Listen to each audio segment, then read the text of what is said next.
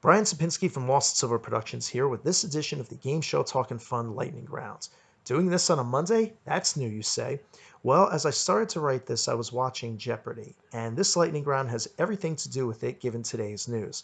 According to Buzzer Blog, one of the awesome places to read about and discuss game shows, Fortune magazine reports that Sony, the parent company of many popular shows including Jeopardy and Wheel of Fortune, may be looking into selling off its film and TV unit. The news comes just a week after Michael Linton stepped down as CEO of Sony Entertainment, which makes the speculation of selling assets natural. Businesses that go through transitional phases often engage in this type of behavior. But for us in the game show world, this news brings an interesting debate of recent years back into light again, one that if the right chain of events plays out, could lead to a very unexpected future for the venerable Answering Question franchise. You see, one of the people that expressed interest in recent years to purchase Sony's TV wing is Les Moonves, the head of CBS. Acquiring such a library of hits would be huge, and depending on how Les handles it, it would put him at the forefront of a huge decision in game show history, choosing the next host of Jeopardy! It's no secret that Alex Trebek is getting on in years, and even if he's not going to retire for a few years at least, it will be well deserved when it happens. But that hasn't stopped fans from talking fervently about his eventual replacement, with names like Anderson Cooper or Dan Patrick of the amazing Sports Jeopardy commonly discussed. But if Sony and Jeopardy come under Les Moonves' banner, he would have the final say of who the next host would be.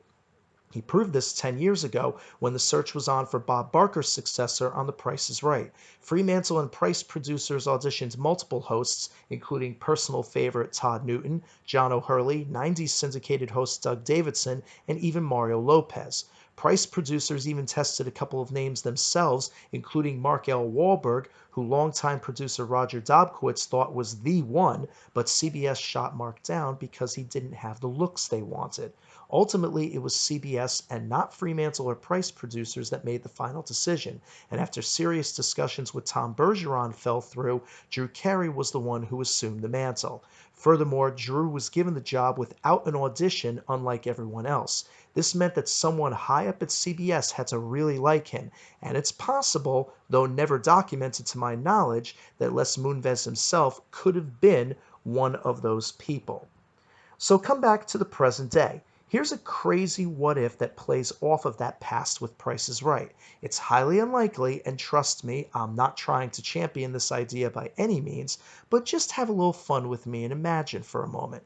Les has bought Sony Film and TV. He brings all of the syndicated offerings exclusively to CBS owned and operated stations across the country, including the powerhouse 7 o'clock hour of Jeopardy and Wheel.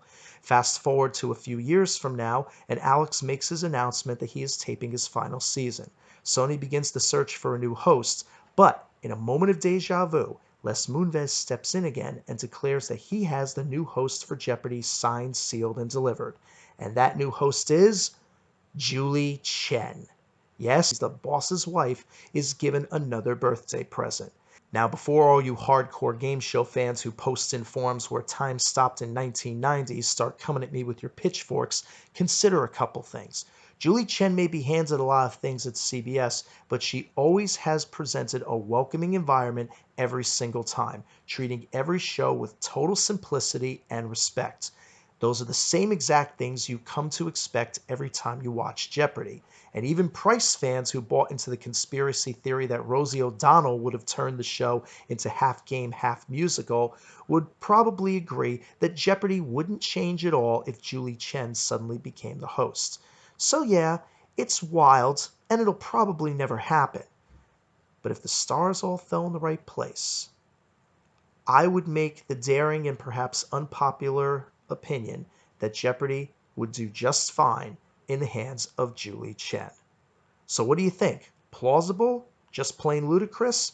Have a crazy theory about it of your own? Let us know in the comments below, and please don't forget to like, share, and subscribe to us here on YouTube, as well as at facebook.com/LostSilverProductions. Sign up and join our podcast calling list at lostsilverproductions@gmail.com, and donate to our convention game shows at patreon.com/LostSilver.